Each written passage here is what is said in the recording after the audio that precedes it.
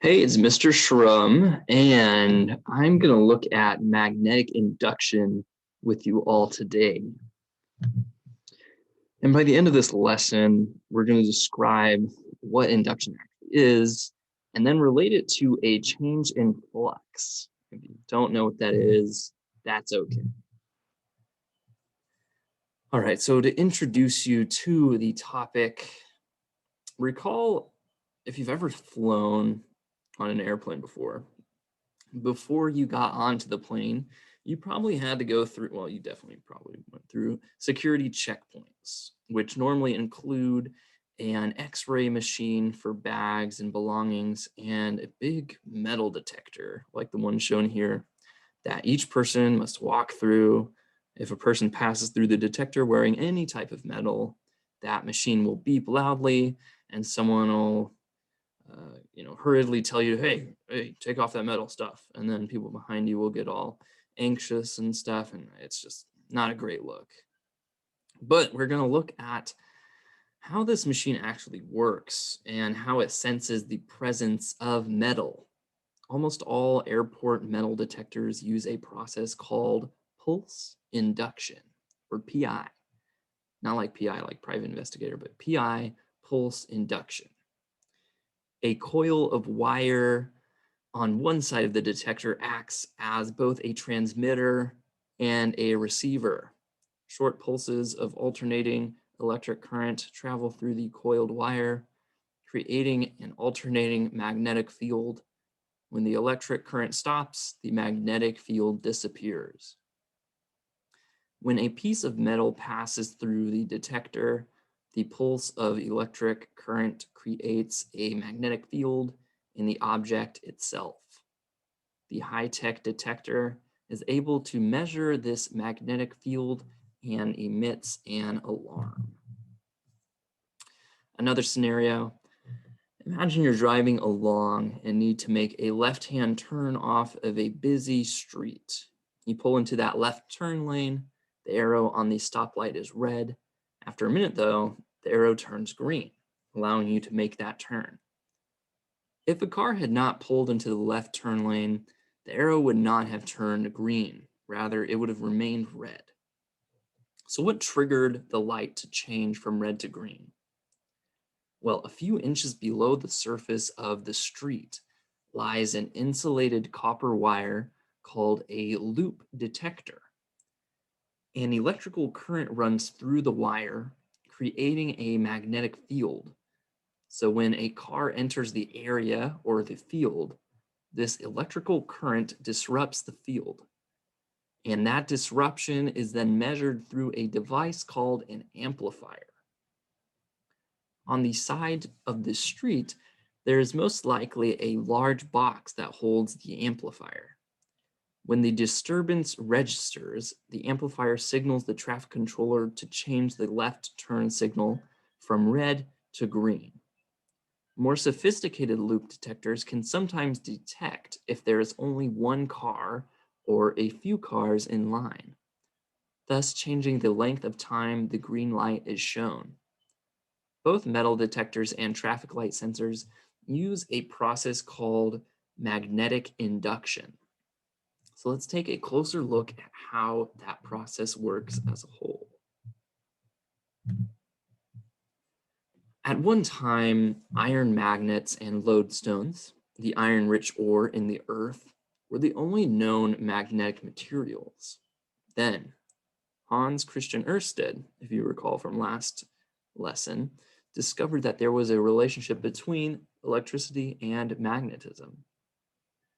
This talks about the compass and the wire he noticed, and he was not able to explain those observations, but in the months to follow, he concluded that an electric current was able to produce a magnetic field. Now, Michael Faraday, another physicist and chemist in England, he was English, he became interested in the idea of energy and force. Following Ørsted's experiments, he built two devices to produce what he called electromagnetic rotation. He produced continuous circular motion using the circular magnetic force around a wire. 10 years later, in 1831, Faraday began his great series of experiments in which he discovered electromagnetic or magnetic induction. Faraday began to repeat Oersted's experiments. He set up an apparatus that consisted of two coiled wires separated by an iron ring. He attached one coil to a battery and the other to a compass.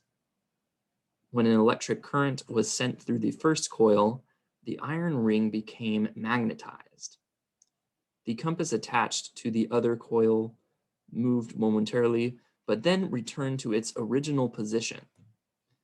Faraday concluded that the deflection of the compass caused an electric current to be induced in the second coiled wire. When the original electric current was turned off, it caused the magnetic field of the iron to collapse or disappear. Faraday discovered that changes in a magnetic field could induce a current in a nearby circuit. This generation of the electric current by changing a magnetic field is called magnetic induction. So generating electric current by changing a magnetic field is called magnetic induction. This discovery is sometimes referred to as the first generator. Faraday's discoveries are what later led to the modern electric motor, generator, and transformer. And here's a picture of Faraday's experiment. For electromagnetic induction to occur, which type of field needs to change? Well, we're talking about magnets. In order for an induced electric current to be generated, one of two events must occur.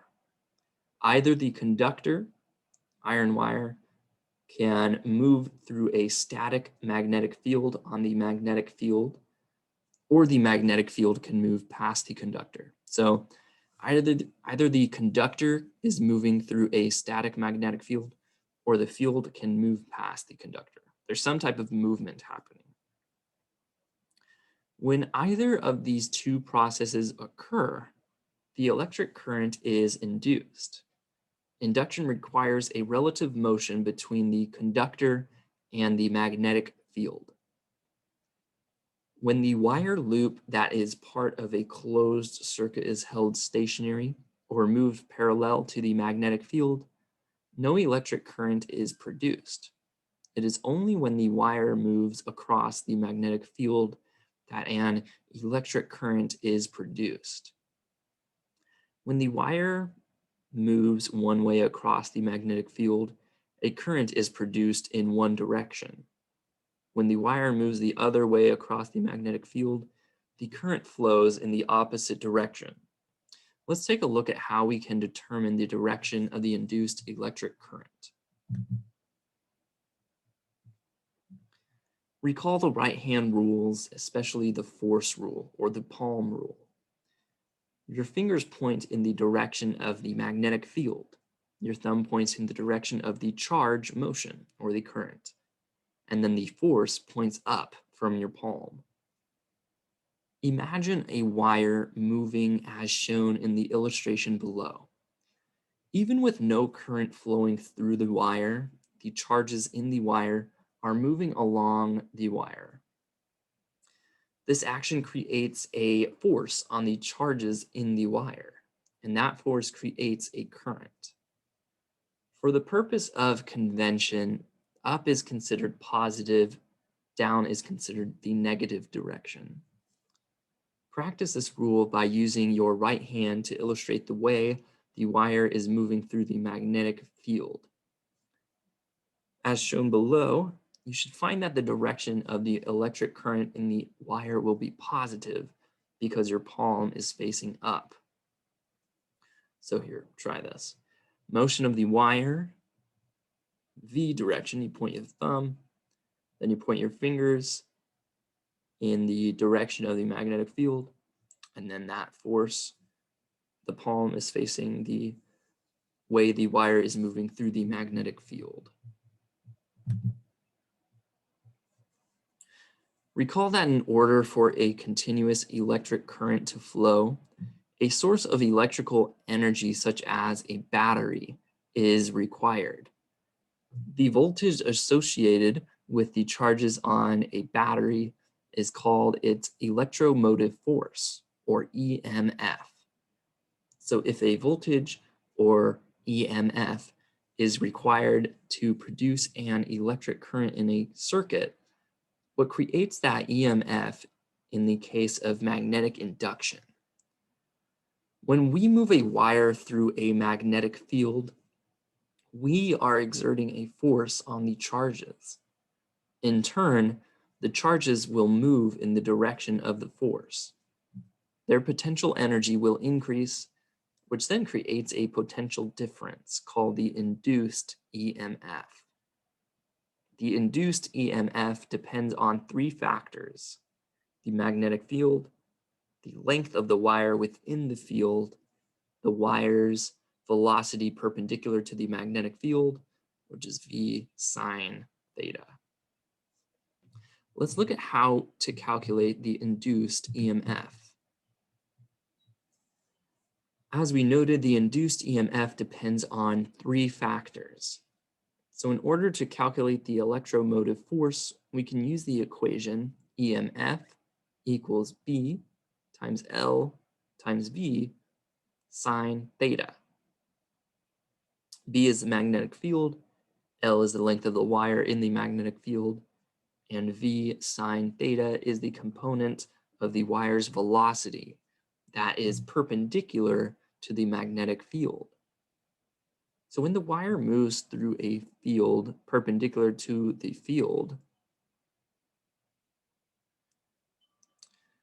when the wire moves through the field perpendicular to that field, or at a 90-degree angle, the equation reduces to EMF equals BLV, because sine 90 degrees is equal to 1. So that simplifies to 1. And we can also see that current will not be produced when the wire moves parallel to the field, because at a 0-degree angle, sine 0 is equal to 0, which makes EMF equal 0. In this lesson, we will only consider cases in which the velocity is perpendicular to the magnetic field. So EMF equals BLV. But you should be aware that the value of EMF is lower at any other angle, because sine times theta, or sine of theta, can only be as large as 1. So it's between 0 and 1, and at a 90-degree angle, EMF equals BLV. It's also important to note the units used with this equation. The magnetic field, B, is measured in newtons per ampere meter. The length of the wire within the field, L, is measured in meters. Velocity V is measured in meters per second. And this is how the units reduce to volts. EMF is measured in volts. That's all you really need to remember. So for example, a microphone is a device that works using the process of magnetic induction. As a sound wave passes through a device called a diaphragm, it moves a coiled wire through a magnetic field.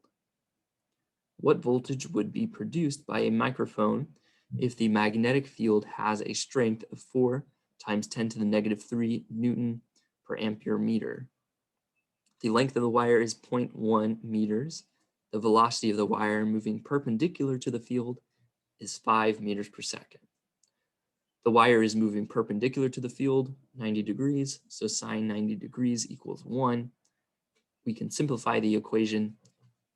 EMF equals B times L times V.